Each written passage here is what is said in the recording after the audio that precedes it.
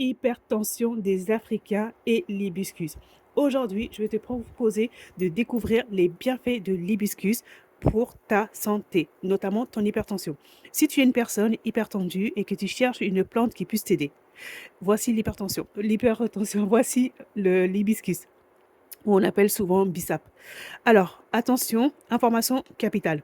Si tu prends déjà ton traitement, oui, si tu as un traitement en cours, s'il te plaît, avant de le prendre, tu vois avec ton médecin.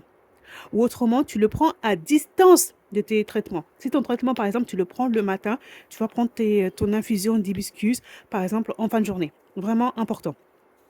Ce qu'il faut savoir, c'est que l'hibiscus va déjà aider à baisser ton niveau de tension. Et ensuite, surtout, ce qui fait ça, c'est que ça va également agir sur le stress. Par contre, une information capitale que je souhaite partager là. Toutes les boissons que vous trouvez chez les copines, mamans, etc. S'il vous plaît, c'est pas pour casser le business de qui que ce soit. C'est pas mon objectif. Ça, c'est pas mon objectif. C'est vraiment pour faire un peu de prévention. C'est souvent rempli de sucre. C'est très rempli de sucre. Du coup, qu'est-ce que ça va venir faire? Ça va venir gâter les bienfaits de l'hibiscus. Donc, pour éviter tout ça là, on évite d'acheter ces boissons-là, ou on apprend en tout cas à les faire soi-même, de sorte qu'on ne mette pas de l'excès de sucre à l'intérieur. Et là, encore une fois, quand vous allez le faire à la maison, vous faites l'infusion, vous buvez l'infusion sans rajouter de sucre. Oui, je sais, ça va être difficile pour certaines personnes parce que vous n'avez pas l'habitude de boire de l'hibiscus sans sucre, mais ça va vous apporter énormément de bienfaits. Même les personnes qui ont des difficultés avec leur transit, le fait de boire, vous allez voir, ça va vraiment soutenir. Encore une fois, je ne suis pas médecin. Là, l'objectif, c'est vraiment de donner des conseils de prévention. Si vous voulez, vous les prenez. Et si vous ne voulez pas, c'est OK, ne les prenez pas. Mais vraiment, je voulais vraiment partager ces retours-là.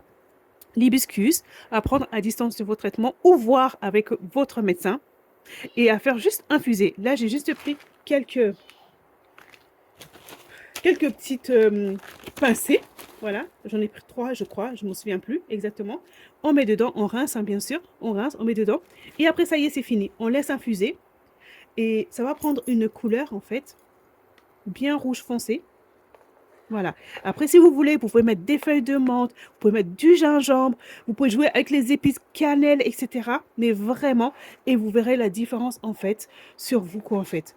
Et ça, même les personnes qui ne sont pas hyper tendues, vous pouvez prendre ça en infusion. Moi, je sais que j'aime bien prendre et je conseille à beaucoup de personnes en état de stress. Voilà.